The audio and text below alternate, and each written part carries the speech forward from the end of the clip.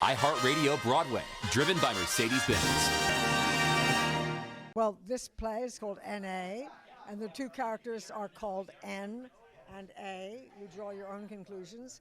One is a very seasoned politician and leader who is 3 generations older than the young politician who's named A, and they have differing views, differing approaches to government, and it's a dialogue between them that is evoked by these two personalities. It's not about those people. It's not about them as human beings. It's about them as ideas, as concepts, and how they war and wrestle and back and forth, agree, disagree, fight. And it's just a fascinating exercise. I hadn't even finished reading it when I said I would do it. It was fast. It was fast and dirty. When I first got the email to meet with the team, I was skeptical. I was nervous. I was like, oh, this is a lot. But then I read the script, and I was so impressed because it could have been one thing, and that was kind of my expectation. But it ended up being such a human piece about these two women figuring out how to coexist and figuring out like how to take up space in a place that's not built for them at all, being the United States government. And so I loved that. Mario has found such a richness to these characters, and they're definitely known, it's definitely something that people are going to come and recognize.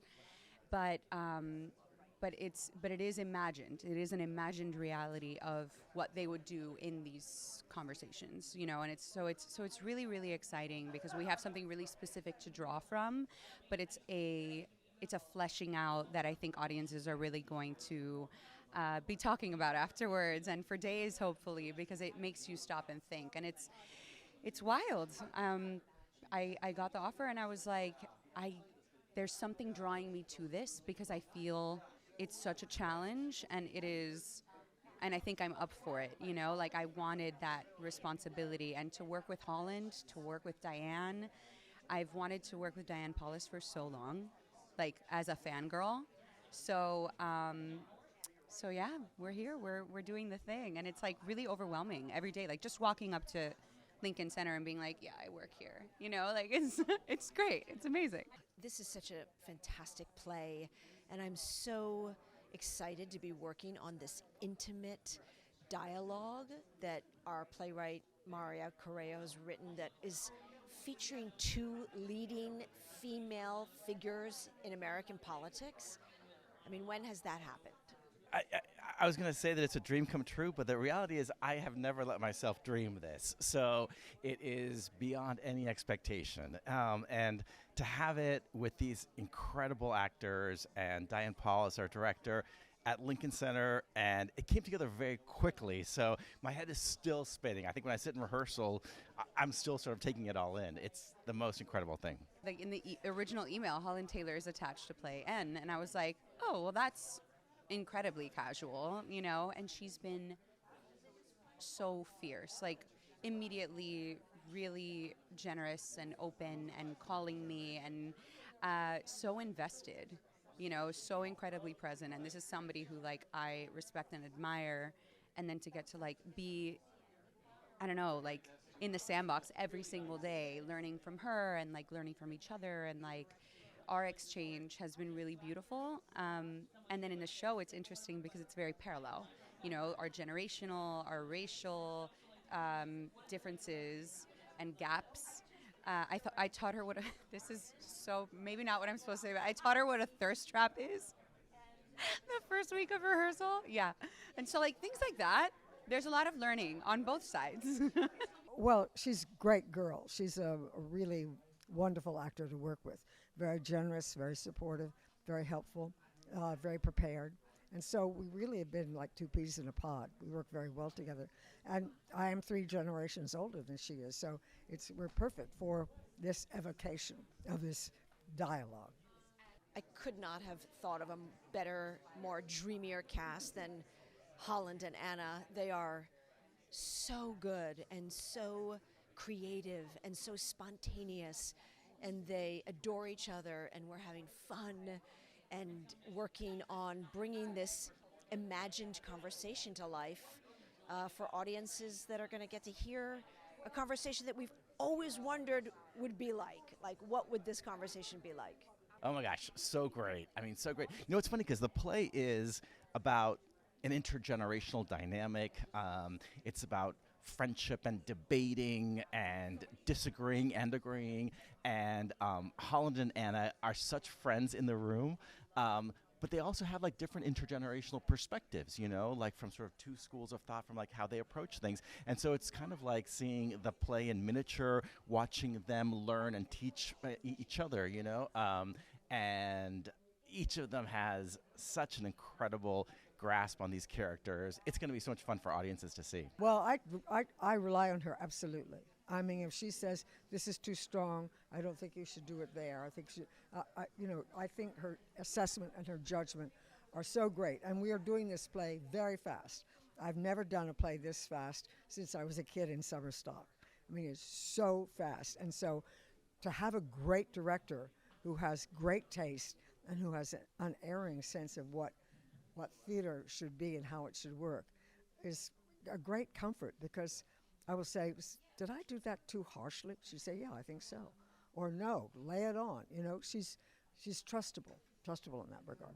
Oh my gosh, so great, you know? I mean, I've been a huge fan of hers for so long, and I've only seen her name on the marquees of all the shows I've gone to see. I've never even met her until we stepped in the room together, and she's just so warm and collaborative and incredibly, she's such a great partner.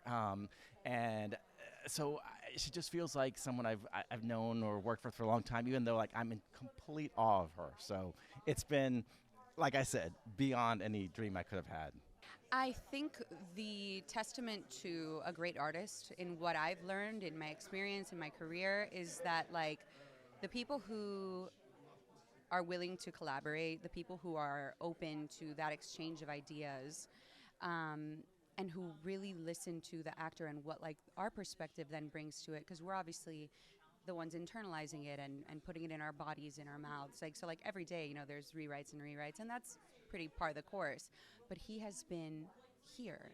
If we're here, he's here, you know, and I think that's amazing. And he's been incredibly open to not thinking he's the smartest person in the room, even though he very well may be. You know, he comes from this world. Like, prior to being a playwright, he was a congressional aide, so he understands like the inside baseball. And so that's like really, really helpful, because you know that it's not just fabricated or researched. Even well-researched things can still be like from the outside. So he has the insider view. And so it's been really, really cool to share this with him. And his heart, honestly, because like he's writing two very distinct points of view in an ongoing conversation that changes over time and from these different points of views than his, right? So he's really, really open to like our feedback and to like our experiences as women, and yeah, it's actually been really fun. It's been like such a team effort, but he's been spearheading in such a clear way, and that's what's really cool. When I read the play, I felt it was filled with intelligence and humor and emotion about what we all care about, which is the progress and future of our country. And rather than taking a point of view on who's right, the play seesaws between multiple points of view. And I think what it allows the audience to do is hear different perspectives and understand that actually we need both. It's been fantastic. He does these perfect fixes in the twinkling of an eye. We have a problem, Mom, and one of us says, this just doesn't feel right. I don't even know how I would feel doing it that way. I can't get to that place. And he will fuss with it and come around and come back and show you the fix. And it's like, well, that's perfect. That solves the problem completely. And he's written a masterful dialogue, because it's not really about people. It's about the people who have these different points of view that either clash or work well together. You know, that's really where the play comes from, which as a really young person, I started working on the Hill when I was 18 years old and worked through much of my 20s on the Hill and worked for a congresswoman who was sort of defying odds herself. And so I learned, I think, just watching her, what the institution is like, especially for a woman in a position of leadership. And that's where my fascination with the real life people who inspired this play comes from, is that I feel like I saw something of this. And so when I wrote this play, I had both my own experiences in mind working for my Congresswoman, Connie Morella, and obviously the inspiration of these extraordinary leaders who are I think the genesis of the idea for this play. A very lively, even-handed contest, a real conversation. Yes, but I think this. Well, yes, I can see that, but what about this? I don't know that would work. Well, think about it. You know, it's like back and forth and back and forth. An even-handed dialogue, which is what government should be, really. I hope audiences take away listening. You know, it's a play about listening to each other. It's a play about neither one of these two women is the hero or the villain, and they have very strong convictions. They have very strong points of view. They are not afraid to say what they're thinking, and to really stand up for what they believe in, right? But figuring out the places where we don't agree and saying, okay, how can we still arrive to the same destination? And I think audiences can definitely learn from that. I think we're in a moment in society where that could be useful. And yeah, it's learning how to coexist. I hope that audiences walk away from this play and feel energized and feel inspired by the incredible women that exist in American politics who care so deeply about this country and who care about the future. And that as an audience member, you've been invited to listen to a play about intergenerational friendship and mentorship and learning.